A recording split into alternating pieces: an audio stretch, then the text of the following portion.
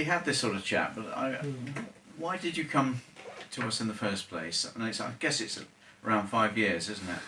Yeah, at least that. Well, I guess at the beginning, because I collect basses as well, as you know, I collect a lot of vintage instruments. And at one point, my favourite bass was a Fender Precision, which I've got many of. And my early basses, they weren't Fenders, but they were all P-bass copies, so I got used to that sound, and it suited the Jules gig particularly well. But as time went on, I just realised I needed something more versatile, but I still liked the instruments. So the obvious choice was to have a preamp installed, but I didn't want to do what so many people do, which is, do major surgery on them.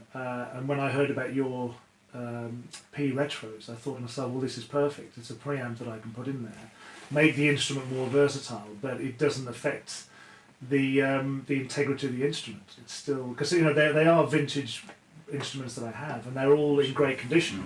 So with your preamps, I thought, well, this is the obvious choice. I can put these in there. And if at any point I ever decided to sell the instrument, which I never do, I could always take the preamp out and the bass would be untouched. So that was the first time, was for your P retros, which I still love, and they're still in a lot of my basses. Right. Yeah. Good. I mean, that was one of the points of the P retro, is that we wanted to do something which had a certain reasonable versatility. Yeah. But with no change to the instrument itself. So. Exactly, and the thing is, if you've got a bass like a P bass with just one pickup, it's perhaps not the most versatile of instruments. But again, I didn't want to have to put another pickup on there because I didn't think it needed it. I still liked the inherent sound of the bass, but I think by having a preamp in there, it just meant you can do so much more with that one pickup. I was so pleased I didn't have to put a second one in there, which so many people do. I didn't feel the need for it. With the inclusion of your P retro preamp, it was everything I needed. And also with the nature of the Jules gig, it's a large band. There's a lot of people. It's a 20-piece band, and it's a lot for me to power through that. And I was just finding with passive instruments, they just weren't enough. I needed something under the hood, but I still wanted to play a P bass at the time. So your P retro preamp was the perfect solution. It just fitted in there with no major woodworking involved, so thank you. You're very welcome. Very pleased to help. Yeah. So, with the Jules gig itself, you actually back so many different artists with a great diversity of artists. I mean, name some. I mean, what are the extremes you have to deal with? Well, probably more recently, I think I played with Paul Simon. He's one of the most recent people I played with, but. Some other people like Smokey Robinson, we played with Adele, we played with Amy Winehouse quite a lot. We've played with 3 of the Beatles, 2 of the Rolling Stones. We cover a lot of genres in there. I've been with Jules 26 years now, so and for the majority of that time he's had his TV and his radio shows. So yeah, we get called to play with an incredible array of people. So we get to play a lot of music, but it's important to have an instrument or instruments that are versatile enough as well to suit those things. Yeah, so how do you cope with the variation of sounds that you need? Because I guess I know what a perfectionist you are, and how you really like to, take care of it as if it was the original. I mean, sure. I've got some of your transcriptions there. Yeah. I know you transcribe every tune you play on the TV. That's you true. take the original and you transcribe it. You've got dots. You've got a wall full of books of dots. Apparently, That's true. So yeah, well, for me, it's important to if you're playing with these iconic artists, you want to get it right. You want to certainly initially play what's on the record because this is what they're expecting. So yeah, I do it, because that's important to me. It's something I can do. I can read music. I can write music. So. But yeah, as far as the instruments go, there is a temptation. I could sort of say, well, I want to swap instruments for all different things, and I've got so many basses now. I've probably got 70 basses in the collection, and it does get a bit crazy after a while because you just think I could just be swapping and changing the whole time. But I just got to the point where I have so many, not so much to use them because I collect them. I just love collecting basses, but the actual working ones, I'd rather have a much smaller group of instruments that do most things that I can do on them, which includes having a good versatile preamp, such as your own, and then anything else, hopefully I can do with my hands. Sure. Okay. You know, that does come into it as well. But, I mean, for instance, I don't really play fretless basses anymore. I do own them, but because I play double bass with Jules, I don't really need a fretless bass unless someone asks for it specifically. So if I'm not playing upright bass, I'm just playing just regular fretted bass guitars now. You know, and most of the time I'm playing 5 and 6 string ones. I do have loads of 4-string basses, but again, when you're playing with certain people, like we played with Shaka Khan quite recently, and you're playing parts that extend beyond the range of a 4-string. So 5-string and 6 strings have become a lot more useful to me. People often say, well, Dave, you play with Jules Holland, do you really need a 6-string bass? And, you know, maybe not always a 6-string, but certainly the low B on a 6-string is very, very useful. Sure. But yeah, I don't know, I just find 6-string instruments more inspiring now. I enjoy playing on them. And yeah, and especially if I'm reading music, having the high string, it makes that easier. I can play across the board more without taking my eyes off music. But it's just, I just enjoy playing them. But the key thing is they need to be kind of versatile. I need to be able to get what I want out of them, you know. But having said that, once I get a great sound with a preamp, like with your preamps, once I find a good sound, I tend to stick with it. I just tend to leave it as it is, and you know, I'm not a constant tweaker. But it's nice to have the choice in the first place. And how about the passive tone? Do you use that to sort of roll things off for a softer sound here and there? The passive tone has become it's the secret little gem on basses. I never realised I never thought about it much when I was younger, but playing active instruments, I love having a passive tone on there as well, particularly to see how it reacts with the active treble. I mean, for me, I definitely like to have a passive tone control on my basses, on my active basses. It does make a difference. You know, I do like having that on there. But yeah, I think it's important for me to have a good, powerful, versatile preamp. But really, once it's set, once I find all the sweet spot, I pretty much leave it as it is. Sure. One thing, more recently, you seem to have settled on the Ibanez vintage basses. Yeah, Ibanez musician basses. I only discovered them when I say discovered them, I was aware of them years ago when I first started out, because Sting predominantly used them, but I never paid much attention to them. It was only in the last 4 years or so that a friend of mine sold me a fretless Ibanez musician, and I was just going to get it for the collection. I just thought it looked nice. I was going to put it to one side and just admire it on a day-to-day basis. But when I plugged it in and started to play it, I thought, my goodness, I didn't realise how good instruments they were and how great the preamp was, and that changed a lot of things to me then. So the Fender P basses got put to one side, and I started to think, wow, these Ibanez musician basses are a lot more versatile. To me, they sound, and I'm not a fan of bridge pickups either. I much prefer, if I've got a bass with 2 pickups, I much prefer the neck pickup. I just like that deeper, richer sound. I'm just not a bridge pickup kind of guy. So even with the Ibanez, which I love, I never use the back pickup.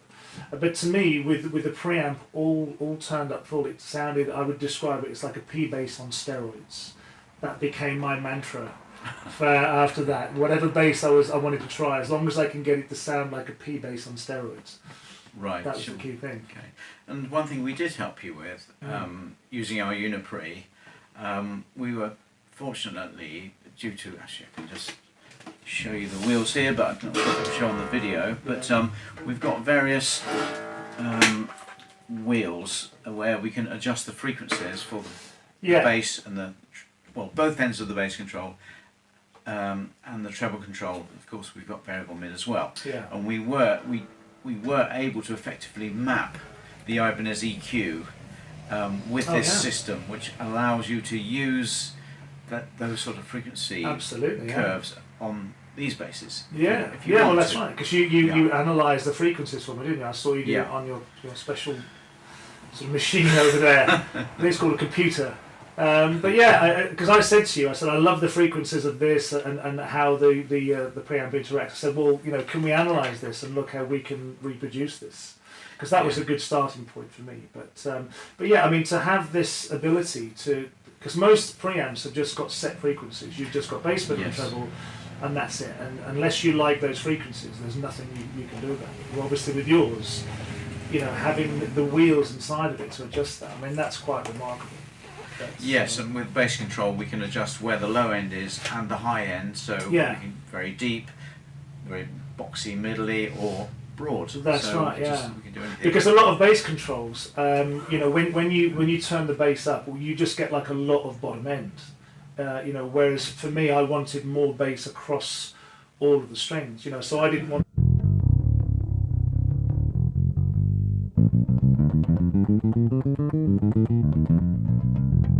So it's still got some low end there. Yeah, just more of everything. Yeah. But but you know, the upper strings don't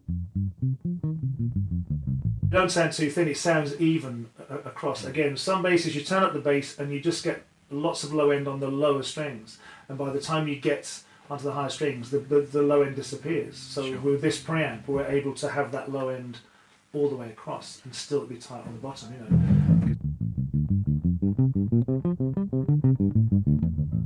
Just having that even response across is really important to me. I had so many basses where it's really boomy down here, and you move across the upper strings, it gets thinner and thinner. It used to just drive me crazy, to the Sure. point where I was only playing two of the strings on certain basses. You know. Sure. So yeah, to have the adjustment on these, the internal adjustment is fantastic.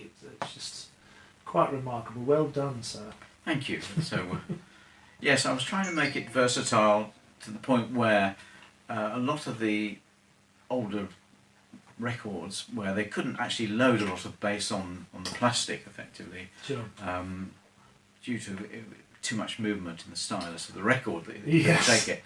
So, and also the gear couldn't do it either.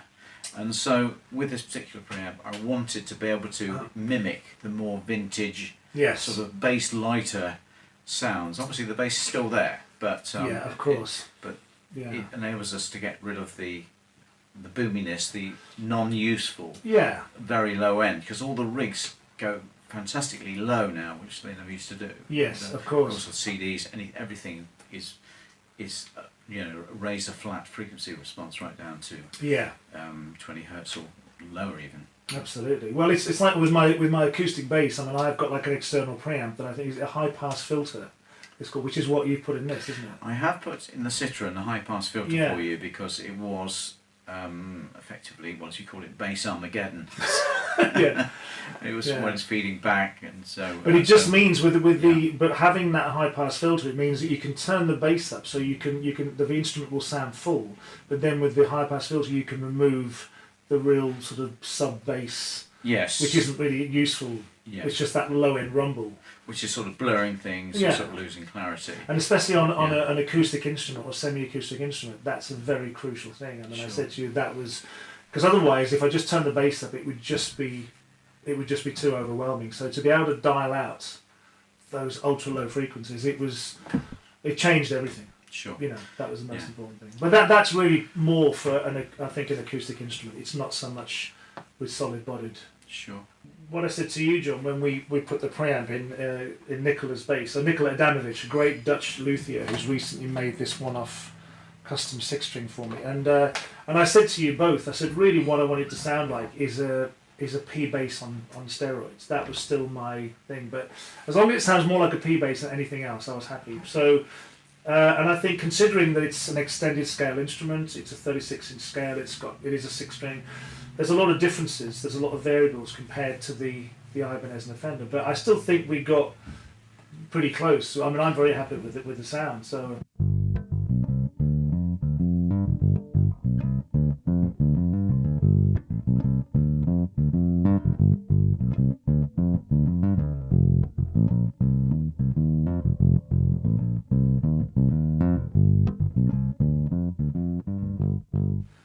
So, you know, to my ears, that's more P bass than anything Yeah. else. You know? And a lot of modern day, particularly six-string basses, they can sound very sterile. They can sound very hi-fi sounding. And a lot of that is to do with the preamps. And for me, with the Jules gig, I'm still playing popular music.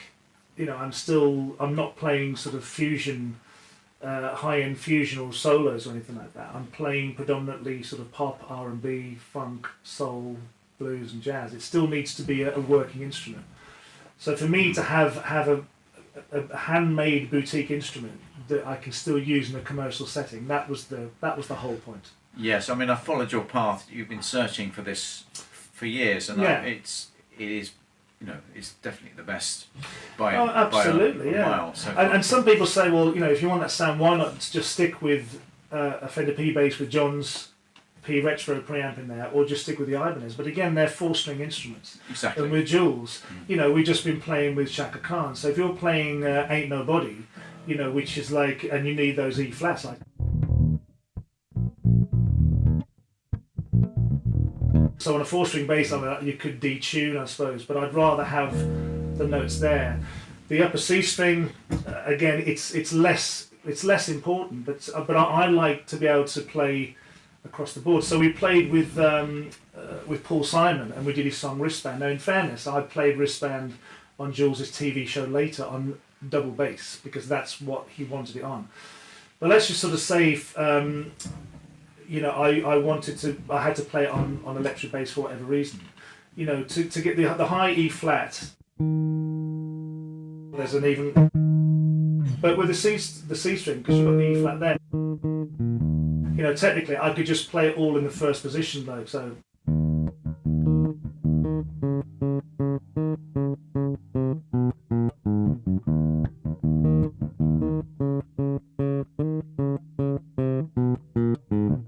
So again, it just means that you just get more positions to play songs, and especially if you're reading music as well. The high C string means you don't have to take your eyes off the music to look up further up the neck. A lot of the notes are under your hands there. So that's the reason why I really want to use a 6-string, because it's just I can do everything on this now.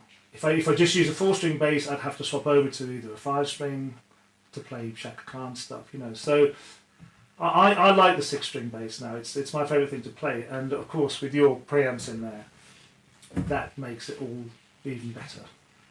Excellent. Well, we could help you with it. It enhances it beyond measure. It's basically a UNI-PRE, but we've set it up for one pickup. So that's yeah. Well, that's the key thing as well, and because it is just one pickup. Most people don't want one pickup. They have to have the bridge pickup as well. So they've already got more versatility on the instrument with 2 pickups. But because I've only got the one, which is very much based on a P-bass type thing, then all the more reason why the preamp then has to be a lot more versatile than a lot of commercially available preamps out there.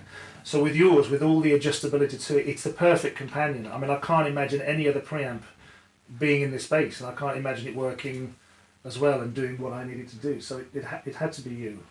To coin the name of the song. But yeah. Your UNI-PRE in there is the perfect companion. Okay, great. Okay, so let's finish with that one, and we'll sort of screw this one up together. Well, you mean, let's not screw this one up. Loosely. Yes. And then we'll give it a go. Great. Okay, Dave. So now we've got the Harvey Citron bass. This has got the UNI-PRE in it. We've done for one pickup for you, and we've got the bit on the outside there. That's the low pass filter, and it's actually a bass control as well, which we're just experimenting with to see. Oh, so that's not the permanent place it's going to end up in.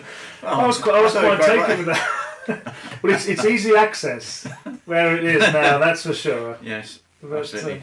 So this is the latest version. Obviously, you haven't used this one, although I know you've used it live previously with the first version of our preamp. So we're going to do some work on it later with you, but I'd just like to just have a little fiddle while you're playing. By all means. Yeah. So you come round. Yeah.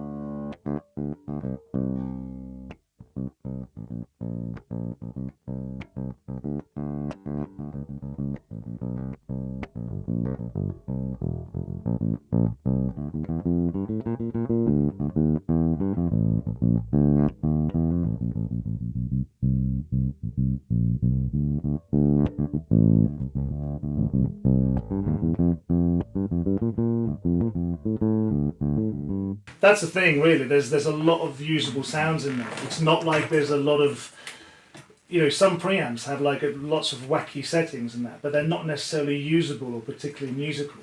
There's only like sort of very narrow bandwidths that are usable, whereas this is infinitely usable. But again, I'll probably just, once we've set it, I'll probably just leave it as it is. But it's just great to have that scope.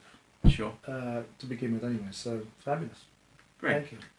With an instrument like this, an acoustic instrument, you do need to have just the right preamp. You can't just put a generic preamp in these because you're never going to get the best out of the instrument. There has to be something special that goes in there. And with your UNI-PRE, it is just the perfect thing because it's versatile as it is, but with all the adjustability as well, which of course, this is just on the outside, just for tweaking purposes, folks. This isn't where it's going to stay forever. Although it could do as well, I don't mind. But yeah, the great thing is it's got a large internal cavity where we can put all this. There's room for all of this. But to be honest, once we've set the frequencies, I probably won't change it. It's just more than a case of just changing the boost and cut, but the frequencies themselves. But to have something as versatile on this, it's a great instrument anyway. But with your preamp in there, Harvey should be putting yours in all of these. As far as I'm concerned, I'll have a word with him. I'll make a phone call. But for me, it's the best this bass has ever sounded and ever performed, and I couldn't be happier. So thank you very much. You're very welcome. And the fact that it's just got so much flexibility that you can change the frequencies so much. I don't know. Is there anyone else that's making a preamp that does that other than you? I don't know of one personally. Like everyone has got set frequencies. Yeah, I'm not aware of anything. But, Yeah. I think Yamaha used to do it. I'm not sure. But Yeah. But to me, this is so unique, and especially with an instrument that's acoustic or semi-acoustic, there are problems associated with that. They are notoriously difficult to amplify and to get a good usable sound. So with this preamp in there, for me, this is such a usable instrument. It's not just the kind of thing where you can only use it in quiet environments. I've toured with this bass. In fact, one tour we did with Mel C, former Spice Girl Mel C. I use this bass on stage, and we're talking like big arenas, outdoor festivals, and I was using it to play, pop and rock stuff on it, which is you normally wouldn't think of doing that, but with your preamp, it just makes it so versatile that it just makes it usable in a lot more different areas. So it's perfect. I love it. really appreciate you coming down, and obviously we've got more work to do on the basis. But thanks so much for doing this. It was a pleasure. Explaining your craft and what you do. Oh, it's an absolute pleasure, dear boy, and thank you for your expertise and indulgence. You're very welcome. Cheers, dear boy. Cheers, Dave.